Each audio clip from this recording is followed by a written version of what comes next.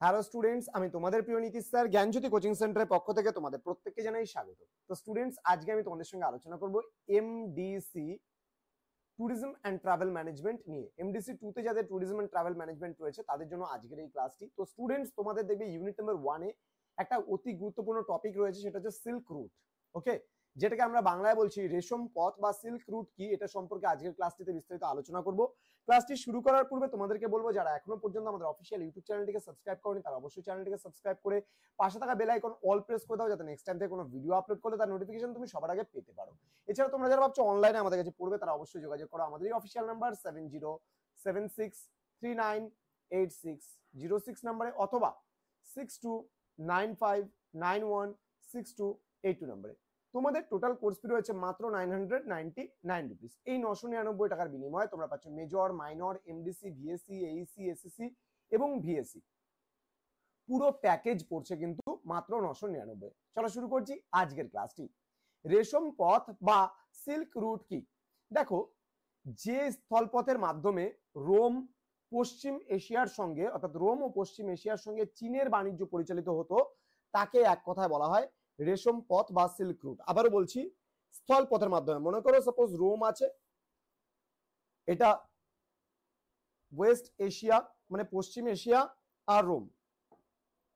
এবার মনে করো সাপোজ চায়না আছে এখানে, তো এদের মধ্যে যে স্থল পথে যে বাণিজ্যটা চলতো সেটাকে বলা হয়েছে সিল্ক রুট।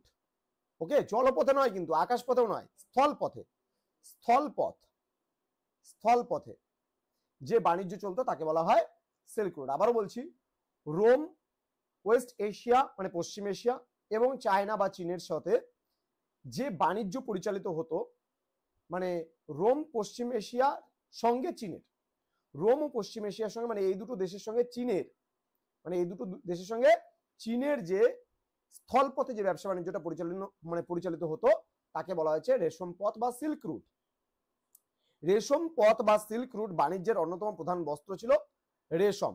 তাহলে যেহেতু এই যে স্থলপথ, এই স্থলপথ দিয়ে রেশম বা সিল্ক যেহেতু আনা নেওয়া চলতো বেশি, যে চীন থেকে রোম এবং পশ্চিম এশিয়া এদের মধ্যে যে বাণিজ্যটা চলতো, রেশমের যে বাণিজ্যটা চলতো, তার জন্যই কিন্তু এটার এরূপ নামকরণ করা হয়েছে। এবার মধ্য এশিয়ার তারিম উপত্যকা, তাকলামাকান মরুভূমি, পামির মালভূমি, আফগানিস্তান এবং ইরানের মধ্যে দিয়ে এই পথ কিন্তু প্রসারিত ছিল, বা এই পথ, ঠিক আছে, বা রাস্তা প্রসারিত ছিল। কুষাণ শাসনকালে এই পথের একটা বড় অংশ এই সাম্রাজ্যের অন্তর্গত ছিল, ফলে তখন ভারতের বাণিজ্যের জন্য কিন্তু এই পথ কিন্তু ব্যবহার করা হয়েছিল বা ব্যবহার করা হতো। তো আশা করি রেশম পথ বা সিল্ক রুট কি, MDC tourism and travel management থেকে এই টপিকটা আজকে তোমরা বুঝতে পারলে এবং তোমাদের আমি স্পষ্ট করে বুঝিয়ে দিলাম। তো স্টুডেন্টস, জ্ঞানজ্যোতি কোচিং সেন্টার অফিসিয়াল ইউটিউব চ্যানেলে তোমাদের প্রত্যেককে আরো একবার স্বাগত জানাচ্ছি। তোমরা যারা এখনো পর্যন্ত আমাদের অফিসিয়াল ইউটিউব চ্যানেলটিকে সাবস্ক্রাইব করনি তারা অবশ্যই চ্যানেলটিকে সাবস্ক্রাইব করে পাশে থাকা বেল আইকন অল প্রেস করে দাও, যাতে নেক্সট টাইম থেকে কোনো ভিডিও আপলোড করলে তার নোটিফিকেশন তুমি সবার আগে পেতে পারো। তোমাদের উজ্জ্বল ভবিষ্যৎ গড়ে তুলবো আমরা, এটাই কিন্তু আমাদের মূল প্রতিশ্রুতি। তোমাদের কোনো রকমের কোয়ারিজ থাকলে পরে আমাদের এই অফিসিয়াল নাম্বারে যোগাযোগ করতে পারো। আমাদের ওয়েবসাইট রয়েছে www.gyanjyoti.info লিখে যদি সার্চ করো তোমরা গুগল ক্রোমে, তাহলে সরাসরি আমাদের ওয়েবসাইটে পৌঁছে যাবে। এছাড়া নীলস নিমা নামক আমাদের ইউটিউব চ্যানেল এবং নীলস নিমা নামক কিন্তু আমাদের আরো একটা ওয়েবসাইট রয়েছে। তোমরা গুগলে গিয়ে সার্চ করলে, নীলস নিমা লিখে সার্চ করলে আমাদের ওয়েবসাইট কিন্তু সবার প্রথমে আসবে। দেখা হচ্ছে তোমাদের সঙ্গে খুব তাড়াতাড়ি পরবর্তী ক্লাস নিয়ে। তোমরা প্রত্যেকেই ভালো থেকো, সুস্থ থেকো। Thank you so much, thanks for watching. After all, thank you.